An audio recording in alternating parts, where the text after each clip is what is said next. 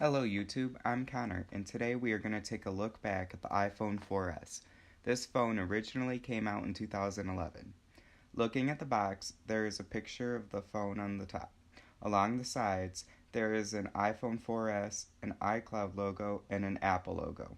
Finally, on the bottom of the box, you have your information such as storage size, color, and model numbers. Unfortunately, I do not have anything inside the box, plus my iPhone 4S doesn't even match the color of the one on the box, so let's just toss that aside. Taking a look at the device itself, this phone has a 3.5-inch LED display with a resolution of 960 by 640, good for a PPI of 326. The back-facing camera has 8 megapixels, and to the right of it there is a single LED flash. This camera can take video at 1080p 30 fps. The front-facing camera has 0.3 megapixels and can take video at 480p. The processor inside this phone is the Apple A5 32-bit chip. This processor is clocked at 800 MHz and it has 2 cores. In fact, this was the first iPhone to feature a dual-core processor. The phone is also paired with 512 megabytes of RAM. The storage configurations available for this phone include 8GB, 16GB, 32GB, and 64GB. The battery inside this phone is a 1432 mAh battery. The phone is also equipped with a headphone jack and a 30-pin dock connector. The latest operating system this phone can run is iOS 9.3.5. The phone is constructed almost entirely out of glass and it has aluminum bands along the sides. It has straight edges along the side and it's really small compared to modern day smartphones, so the phone has a really nice grip to it. This phone had 2 color options for it, white and black. Looking at the technical side of the phone, it scores a 290-point single-core score and a 500-point multi-core score in Geekbench 4. This score is really low compared to almost any smartphone today, including budget ones. It also scores a 13,404 in Antutu.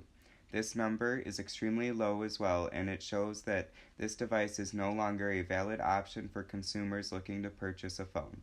Network-wise, this phone scored a 42 megabyte per second download speed and a 12 megabyte per second upload speed. Finally, this phone scored an 18 megabyte per second read speed and a 13 megabyte per second write speed. While read and write speeds usually won't matter in a smartphone video, these numbers are unusually low and they tell us that applications will take much longer to load than newer smartphones. This also could be due to the fact that I bought this phone off of eBay and I do not know how the SSD was treated. If the benchmark scores haven't already scared you away from this phone, then I'm warning you. The camera on the iPhone 4S isn't good by today's standard.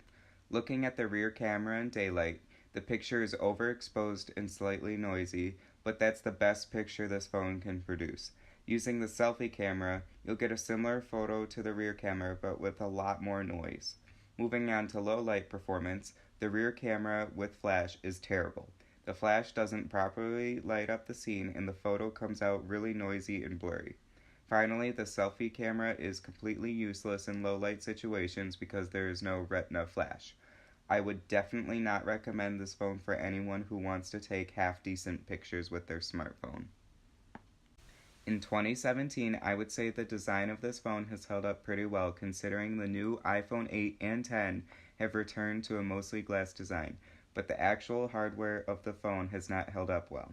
While it runs iOS 9, which is still a usable operating system even today, the iPhone 4S runs it so poorly that I would not recommend updating your 4S to iOS 9. Along that same note, even though it can still run most of the latest versions of YouTube, Minecraft, iMovie, and Snapchat, they are extremely laggy and slow. iOS 9 causes this phone to stutter every single animation, and the loading times are so much longer than newer devices.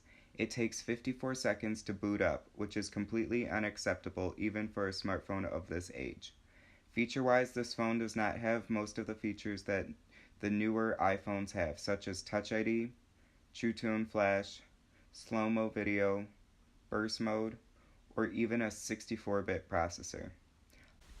All in all, I believe that most people would not be able to still use this phone on an everyday basis because of the extremely small screen size and the overall abysmal performance of the device.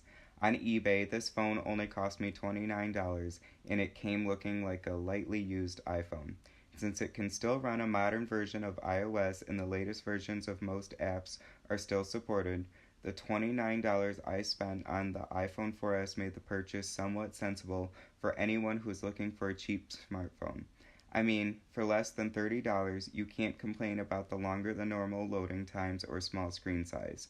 You could still use this phone if you need an extremely cheap iPhone or backup smartphone, but the experience using this phone will not be fun. Thanks for watching my old hardware video of the iPhone 4S. If you enjoyed the video, please leave a like down below. Also, if you or someone you know still uses the iPhone 4S, let me know in the comments if you believe it is still a usable smartphone in 2017.